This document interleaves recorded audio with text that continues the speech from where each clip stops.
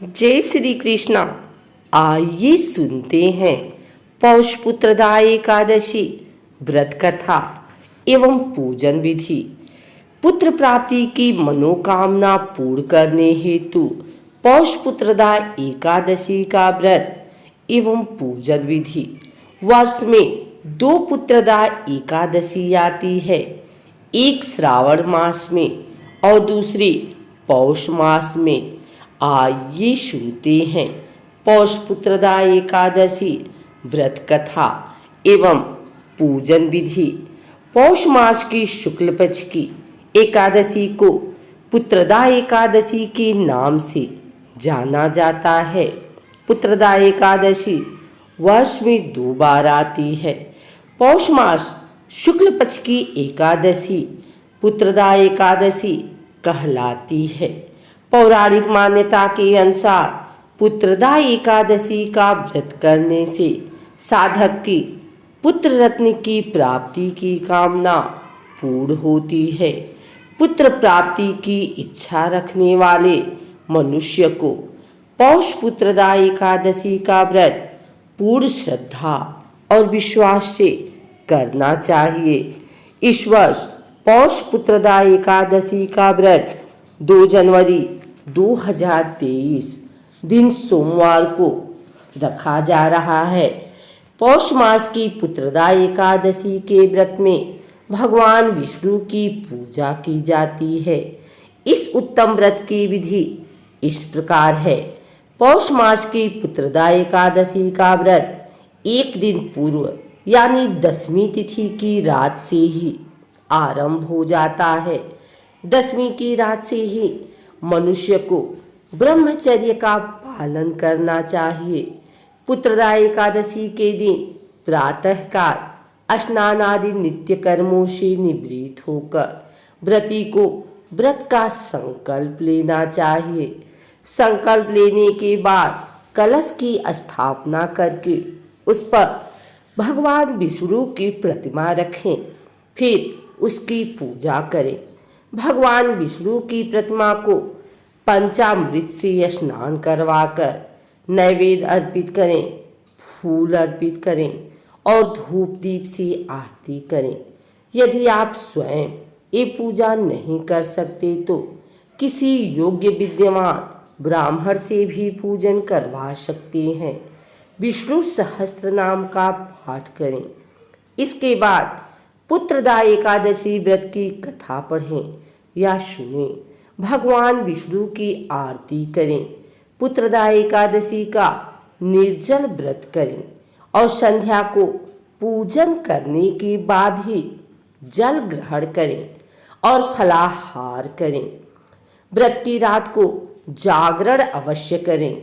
इस व्रत के दिन दुर्व्यसनों से दूर रहें और सात्विक जीवन जिएं।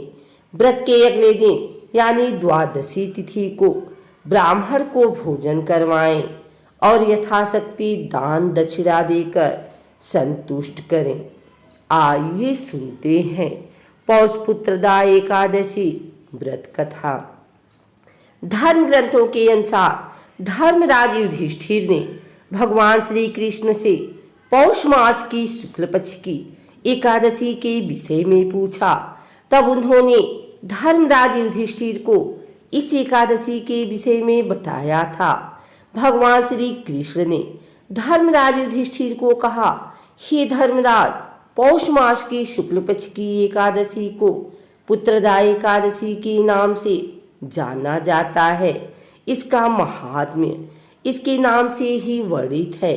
इस एकादशी का व्रत करने से पुत्र प्राप्ति की कामना पूर्ण होती है, इसलिए इसका एक नाम पुत्रदा एकादशी है। इसका व्रत करने से जातक के सभी पाप उतर जाते हैं और उसे स्वर्ग की प्राप्ति होती है। इस एकादशी की व्रत कथा और महात्म्य सुनने से ही वाजपेय यज्ञ के समान पुण्य फल प्राप्त होता है। भगवान श्री कृष्ण ने कहा, हे धर्मराज, अब मैं आपसे पुत्रदा एकादशी की कथा कहता हूँ। अब ध्यान पूर्वक सुनिए। प्राचीन काल में भद्रावती नाम के नगर में राजा सुकेतु का राज्य था। राजा सुकेतु बहुत ही धार्मिक, कर्तव्यपरायण, न्यायप्रिय और संतान के समान प्रजा का पालन करने वाला राजा था। उसके राज्य में प्रजा सुख और आनंद का अनुभव करती थी। राजा सुकेतु की पत्नी का नाम शैव्या था। रानी शैव्या भी बहुत ही सुंदर और पतिव्रता स्त्री थी। राजा सुकेतु और रानी शैव्या के पास सब कुछ था, किंतु कोई संतान नहीं होने के कारण वो बहुत दुखी रहते थे।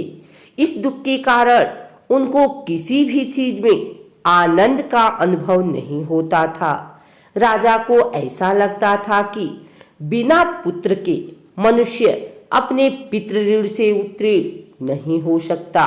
बिना संतान के मनुष्य ना तो इस लोक में सुख का अनुभव कर सकता है और ना ही परलोक में सुखी रह सकता है। इसी दुख और चिंता के कारण राजा हमेशा चिंतित रहता। राजा और रानी ने पुत्र प्राप्ति के लिए अनेक उपाय किए, परंतु उनकी मनोकामना पूर्ण नहीं हुई। समय व्यतीत होने के साथ ही राजा की चिंता और गहरी होती जा रही थी। अत्यंत दुखी होकर राजा ने अपना राजपाट त्याग कर अपनी रानी के साथ वन में जाने का निर्णय ले लिया। राजा अपना राजपाट अपने मंत्रियों को संभाला कर स्वयं अपनी रानी के साथ वन की ओर चल दिया। उसके मन में अनेक प्रकार के विचार आने लगे। एक नदी के किनारे पहुंचकर राजा के मन में अपनी रानी के साथ प्राण त्यागने का विचार आया। राजा के अंतर्मन ने उसे कहा कि आत्महत्या तो कायर करते हैं, यह पाप है। ऐसा सोचकर राजा ने आत्महत्या का विचार त्याग दिया। तभी राजा और रानी को एक ऋषियों का समूह नदी की ओर आता दिखाई दिया। राजा और रानी ने उनको पूर्ण श्रद्धा के साथ विनम्रता से प्रणाम किया। ऋषि उनको अपने साथ आश्रम में ले गए। आश्रम का वातावरण बहुत ही दिव्य था। वेद पाठ और मंत्रों के स्वर गूंज रहे थे। वहां पहुंचकर राजा को बहुत शांति का अनुभव हुआ। राजा ने उस आश्रम के प्रमुख ऋषि के दर्शन किए। ऋषि ने राजा से वनागमन का कारण पूछा तो राजा ने उन्हें कहा, हे ऋषिवर, मैंने सदा धर्म का पालन किया है, किंतु ईश्वर ने मुझे किस कर्म की सजा दी है जो समस्त प्रयासों का उपरांत भी मैं संतानहीन हूँ। राजा के दुखी वचन सुनकर ऋषि ने राजा को पौष पुत्रदा एकादशी का व्रत करने के लिए कहा। ऋषि ने राजा को पुत्रदा एकादशी के व्रत की विधि से अवगत कराया और उसका महात्म्य भी बताया। राजा सुकेतु ने अपने नगर लौटकर पुत्र प्राप्ति की कामना से अपनी पत्नी के साथ पूर्ण श्रद्धा भक्ति के साथ विधि विधान से पौष मास की पुत्रदा एकादशी का व्रत किया। पुत्रदा एकादशी के व्रत के प्रभाव से 9 माह पश्चात रानी ने एक बहुत ही तेजस्वी पुत्र को जन्म दिया। पुत्रदा एकादशी के व्रत के पुण्य के प्रभाव से राजा की पुत्र प्राप्ति मनोकामना पूर्ण हुई। यह पूरी कहानी सुनाने के बाद भगवान श्री कृष्ण ने धर्मराज युधिष्ठिर से कहा, हे धर्मराज युधिष्ठिर, इस एकादशी का व्रत करने से मनुष्य की पुत्र पाने की कामना पूर्ण होती है। पुत्र प्राप्ति की इच्छा रखने वाले मनुष्य को यह व्रत अवश्य करना चाहिए। इस व्रत की कथा पढ़ने और सुनने से ही जातक के समस्त पापों का नाश हो जाता है और वो इस लोक में सुख भोग कर अंत में मोक्ष को प्राप्त होता है।